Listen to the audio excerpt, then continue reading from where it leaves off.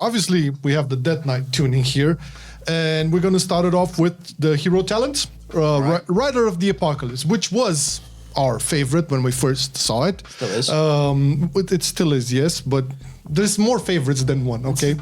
All of them are favorites, by the way. Okay, so a Feast of Souls no longer has a chance to refund a rune. I think that's fine. At some point, sometimes during the rotation, I felt like I was like a little bit overwhelmed with resources, even on Riders. So I think this is fine. I don't see this as a problem. Damage from runic power abilities, however, is increased by 30% while 2 or more horsemen are active. This was 20%.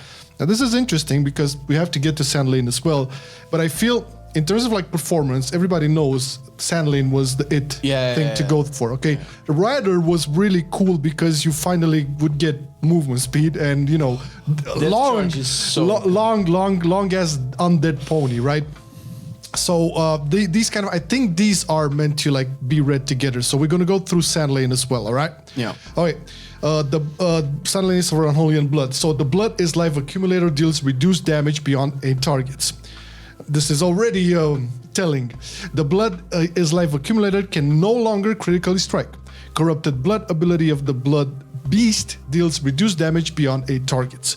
Now this one, Essence of the Blood Queen, haste granted per stack reduced to 1%, was 1.5%. And let me tell you, this one, this one basically made you feel like, what is haste? Like I was actually surprised that they kept it at, what is it, 10.5% or is it 11.5%? It was a lot. It was a lot. 10.5, and you basically, it felt a little bit broken. I mean, a lot of people would a little bit much, would say this, but it was a bit too much. Yeah. Also, Vampiric Strike, right? This is like the main damage ability you get from Sand Lane, right? So now it heals for 1%/2% of your maximum health. This is 1% for Unholy, I believe, and 2% for Blood. Maximum health for Blood and Unholy, was 3% and 5%. Yeah, this is the tooltip. Yeah, but it's the same for both, no? For both specs. No, it's 1% for Unholy. 1% for Blood. 1% for Blood, 2% for Unholy. Oh, okay. So the other way around. Yeah, but it was bigger. It was 3% because you remember you were hitting those death strikes in M+, and you felt, some big ass death strikes. This was Was this part of it? The overall healing, not the death strike. The overall healing, because you look at the breakdown of a healing for, not Blood DK, but when you look at Unholy, sure you see big death strikes, but the overall healing, this contributed to Unholy it. is like, that's fine. It's more of a, neither here nor there, but for Blood it was a big problem because it was too much of a healing source for a tank that relies on healing. And it being 1% is still pretty strong because 1% of your HP as a Blood DK, you have a lot of HP. It's still going to be a lot of healing, but it won't, because I actually deliberately went into a pack and not pressed Death Strike once, and I survived for way longer than I should have. That's what I'm saying. For not actually healing. Even with that, for Unholy, it's kind of the same situation. Didn't really die as often. I mean, if it was a huge, big ass hit, of course, but you would have bigger sustain due to this as Unholy as well. So I mean, if you look like at the breakdown of heals on Unholy, you would see that over there. But also, Vampiric Strike damage is reduced by 15%. Infliction of Sorrow now extends the duration of your disease by 2 seconds. That was 3 seconds. Yeah. Infliction of Sorrow now deals 10% of the remaining damage, was 20%. So what I feel this, what they did here with this is basically try to bring up Rider, because you get some small buffs over there, but they really toned down Sand Lane. So everything is like much more toned down. I'm not even talking just the damage. Like you see the haste reduction, the survivability thing. So the Sand Lane felt very all-rounded. Yeah, the problem, you're speaking from the Unholy perspective, so I can cover the Blood perspective. You would never play Deathbringer as Blood because Sand Lane was so strong. So that was a big problem because Deathbringer doesn't bring as much utility and survivability as Sand Lane, before. So it would have to bring more damage, but it didn't do that either. So Sand Lane had more damage, more sustain, more survivability. So it was very, very overtuned. So what we're seeing right now is basically the answer to your question, what hero talent is best for Class X? There's so many tunings and buffs and nerfs. They want to keep it as close as possible because they did mention it.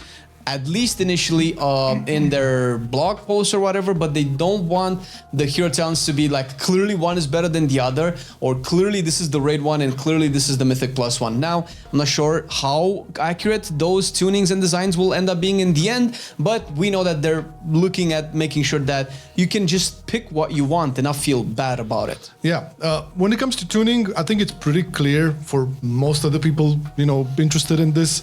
It's not a decision maker at this time, all right? You cannot really decide. Obviously, everybody was playing as Unholy now. Everybody was playing Sand Lane because it had everything going for it. Rider was pretty cool thematically because you had the Horseman, you had the charge, it was beautiful, but Sand Lane was just like... I don't remember the last time feeling this flooded with everything I need to press all of my buttons. Apart from like the beta lag, I never felt resource starved, or they're gonna say I didn't even really care that much about resource management, to be fair, because I had so much runic power, so many, so at some point that becomes a little bit degenerate, and I feel this is the right move. It doesn't feel too much, feels just right on the spot. And hey, I would love for Rider of the Apocalypse to be a viable contender for Unholy DK. I mean, who wouldn't? Right? Everybody in their mom. As much as you get a lot of tools from Sand Lane, it's all good, baby. It's all good. So I feel these changes are really good. Now let's see what Frost Death Knight is getting, because hey, buddy boy, it's a fat thing. Judging from the overall image of Frost here, I think Frost is gonna be it. So I see that Tauren has the following changes. Damage now scales with mastery. Damage is increased by 100%. It now has 50% chance to trigger an auto attack, critical strikes while dual wielding, and 100% while wielding a two-handed weapon. It now deals reduced damage beyond 8 targets. This is really interesting because... Go ahead. I was going to go through all of them. I think I talked with Taze about this, and he was saying, if I'm not mistaken, I'm not putting words in his mouth, that this was very undertuned for Frost DK. So this is the talent, the capstone that, if I'm not mistaken, says that your auto attacks have a chance to proc this Icy Death Torrent, which is like a sleet of ice AoE damage, kind of like Glacial Advance, but probably like tinier. It looks like Glacial. Yeah. And now the fact that it scales with Mastery is pretty big, because you're going to be going Haste Mastery or something like that. And... It's basically the same stats as Unholy, because you would go Haste Crit, if I'm not mistaken, for Frost. Normally on Frost you would go Crit Mastery. Or Crit Mastery, yeah. So I think it could be still Crit Mastery, but then again you have all of the chances here, like increased to like... Okay, they're gonna reduce the damage beyond a target. It was expected, because after this it'll probably proc a lot more. But it's not only that, like the whole package here for Frost. So Pillar of Frost strength increased to 30%, that was 25%. Enduring strength increased to 20%, that was 15%. What else? Long Winter now extends Pillar of Frost by 2 seconds up to a maximum of 6 seconds. Shattering Blade now increases Frost Strike damage by 125%, it was 100%. Shattered Frost now causes Frost Strike to deal 65% of its damage to nearby enemies. It was 50%. Hyperexia's chance to trigger has been increased to 35 and deals 45% additional damage with 30. Rise and Rage of the Frozen Champion's runic power generated from Howling Blast reduced to 6. That was 8. That's fine. And Smothering of all fans now increases auto attack damage by 10% with 6%. So if you look at this is basically holy shit. We need more people to play Frost Death Knight. Yes, because I feel like everybody went down holy route, like understandably so. But all across the board, Frost is getting buffs, and I think it's gonna be a beast to reckon with. It's great because we've had 2 extra capstones and talents leading into them that kind of slightly change how you build your Frost Death Knight and what you can expect from your damage profile. I've seen Frost DKs actually play Obliteration without the Obliteration capstone and take some of these new stuff, and they win quite a lot of damage, and that is very great to see, because all of the stuff that Frost has received was pretty much undertuned. But this is essentially what I was kind of hoping for on Unholy DK, like just have more options, more things, and more pathways to stuff. And even though Unholy is still more interesting than Frost, I feel like Frost just has more stuff to play with. It definitely does. But you mentioned Unholy, and I think we're getting there. I think it was pretty clear that most of the people who like try to test DK on beta. They either tried Blood or Unholy, not that much on Frost, yeah. okay? But that doesn't mean Frost didn't do damage. We saw Frost could deliver damage, okay? But Unholy is getting tuned down a bit. We'll have to, say it. Unholy was doing really good. I mean, I've played it just recently, and I'm playing Unholy once every 6 months, so I'm not that great. Okay, I'm very rusty, but I'm fucking destroying shit, man. That was not real. But I mean, we can expect this pretty much. Yeah, I was a little bit surprised because, like, let's get real. Unholy DK was not ever, at least in Dragonflight, not ever a super spec. It depend, it was super dependent on PI, even now and in the past as well. But it never was a powerhouse. If you don't get PI as Unholy DK, you're not. That's underselling it. In season 1, it was one of the worst performing, if I recall, melee spec in Mythic Plus, and in raids was one of the best performing. If you got PI, all of the stacks, all of the little stars and planets aligned in this one which was a problem, and it still is a problem. But and this is why I felt a little bit surprised seeing some nerfs here for Unholy, but I don't know exactly where they want to keep everybody in line, but we'll see. So, Clawing Shadows damage is reduced by 15%. Raised Dead Ghoul damage reduced by 10%. This is your pet, basically. Score Strike damage reduced by 15%. Death Quail damage reduced by 15%. Magnus of the Dead damage reduced by 15%. Apocalypse Ghoul damage reduced by 15%. So it's a lot of 15%. Epidemic is reduced by 15%. And Festering Wound damage reduced by 15%.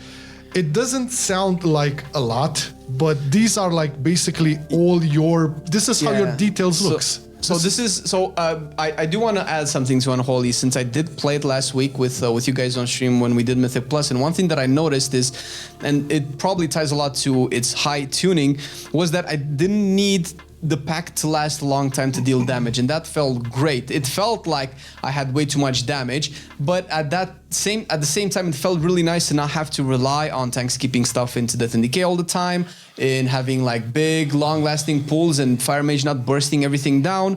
So if one thing, I don't mind being tuned down, but I would have loved to see maybe the cooldowns being tuned down a little bit, and leaving stuff like Clawing Shadows, Score Strike, Death Quail, stuff like that to still do a little bit more damage, so you're not that reliant on the ramp and all the cooldowns and everything just aligning properly. Yeah, well, to be fair, this was kind of always the thing for Unholies. You basically have to get your engine started quite for a while until you get the damage rolling, but I felt in the War Within testing, it wasn't as bad as in Dragonflight. I mean, you would get it faster. That's what I'm saying.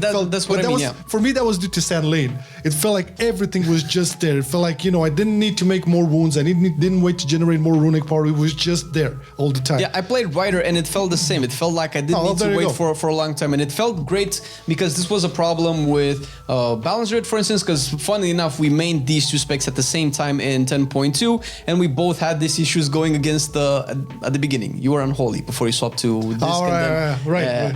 So we were doing the dungeon with our boy Mokti that was on red, and he would just melt stuff before we started going. And I remember. I just want to do some damage, man. I don't want to have to read 10 books before my thing starts popping off. So I was kind of happy that Unholy kind of bridged that gap a little bit, and we're seeing to tune it down. I hope that they keep the tuning knobs on it active, so that they buff a little bit some of that more upfront damage. Unfortunately, we cannot really test too much because this build is pretty much untestable.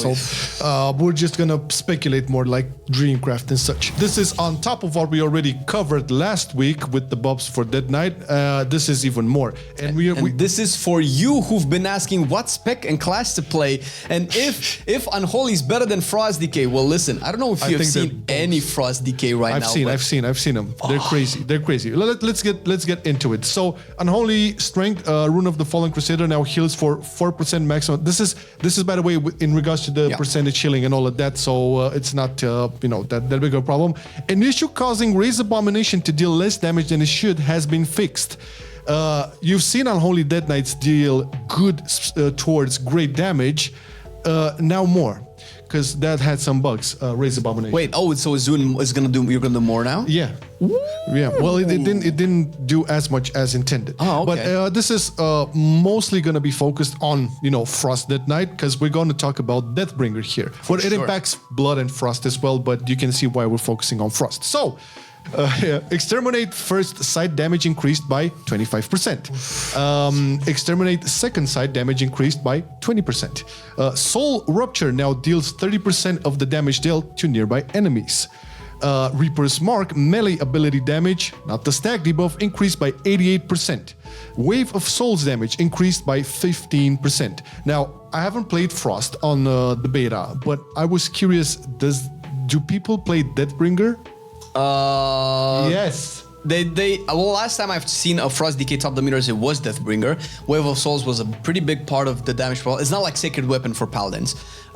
So they're definitely, and Deathbringer has to bring the damage because it doesn't really bring, it's not like Rider where it brings a bunch of utility as well and a lot of quality of life and a lot of, control over the battlefield. Deathbringer, all it has is damage, and this is also probably talking about Blood DK as well, because Sand Lane used to bring a lot of sustain and a lot of other utility, but Deathbringer was never going to be picked. So it's great that we're seeing this, and this is also to point out the fact that people and DKs in general have been talking about the hero talents a couple of weeks ago, and they've said pretty much that Deathbringer is cool, but you're not going to pick it. Now we're talking about, listen, is this hero talent dead? Is that hero talent dead? No, they're buffing it. They're trying to keep it balanced. Now, I don't know if this is way more than Rider for Frost and way more than Sandlane for Blood, but once again, we see this every week where they're upping or toning down things that are just not in line with the average thing. So it's more than anything, what this should tell you is that you're fine. Just play what you think is cool. Yep. I think on top of like all of the buffs we've got last time, because you have to remember they've kind of toned down a little bit Rider and they buffed a little bit they toned down a little bit Sandlane and buffed a little bit Rider. I think they toned down Sandlane maybe too much. Well, we haven't tested it so far, but it's so far so good. Okay, well the numbers here are looking interesting. Now, Rider of the Apocalypse, this is still for Frost, but this time also for Unholy. So White Mane Deathcoil cast frequency increased. White Mane Undead, if you guys don't know, the White Mane is one of the 4 horsemen that is being charged up when you get this on this hero talent pack. White Mane Undead cast frequency increased. Trollbane's Ice Fury now correctly deals Shadow Frost damage, was dealing Frost damage. Now, I don't know how much this would impact, but this was huge. This dealt a lot of damage. It might not do as, I don't know Unholy would increase its Shadow. Oh, it might do more for Unholy. Yeah, it already did a lot of damage, so I don't know how all of the intricacies go. Because I know Frost just has this mastery where it increases Frost damage, I believe, and Unholy has Shadow, but now... Well, it's basically best for both worlds. It's good. Trollbane's Ice Fury deals reduced damage beyond 8 targets. Yeah, but it was like you didn't really see it that much here when you're not pulling more than 8 right now. Yeah, but even when you did, like in I don't know, our car was it or City of Threads, there was like some small, much bigger pack but smaller ads. You didn't really see that much of Ice Fury over there. Plus, it's not something that you can realistically control on top of just popping Abomination or army. Blah, blah, blah. All right. Okay, now directly for Unholy. Undeath damage now scales with Unholy Death Knight's Mastery. This is good. Trollbane's Ice Fury now scales correctly with Unholy Death Knight's Mastery. So basically, they're kind of like putting up the links over there, right? And Vampiric Strike now functions with Reaping. So these are it's interesting to see they're paying so much attention to DK. I'm happy as fuck. Because they're basically fine-tuning and making sure all the dots connect. You don't really have a problem going for Mastery with Unholy because you really kind of love Mastery. Now it's even more confirmed. So Mastery is going to be the play here specifically because they're like linking it up together. Now, in terms of Sandlane, there's only one thing here. Infliction of Sorrow now extend the duration of Virulent Plague and Blood Plague by 3 seconds, while Gift of the Sandlane is active was 2 seconds. So it's basically just a small increase of Infliction of Sorrow, not Infliction of Shadow, the Virulent Plague for Unholy and Blood Plague for Blood. Nothing too much, but it's still good. You get more time on your diseases. What I was going to say is that right now I feel both Unholy and Frost are very competitive in damage. There's no conclusions to be drawn because it's still beta and most of these specs will be nerfed the fuck out of it. We've lived it and went through it for so many times. You cannot make a decision based on how much damage any spec does now on the beta. I think Mage has been nerfed almost every week for like a month now, so you know. You're gonna see more for sure. But in terms of like how they play, I believe Frost is much better than it is on Dragonflight. I'll give them that. Yeah. And Unholy is just the chef's kiss. And now these two specs, Blood is also really good, right? I mean, we didn't have everybody major plays complaints. Blood, so I cannot really. But we didn't really have major complaints on our tank tier list and all of that. They were decently good, not terrible, not rogue level. Okay, that's decently good. It's really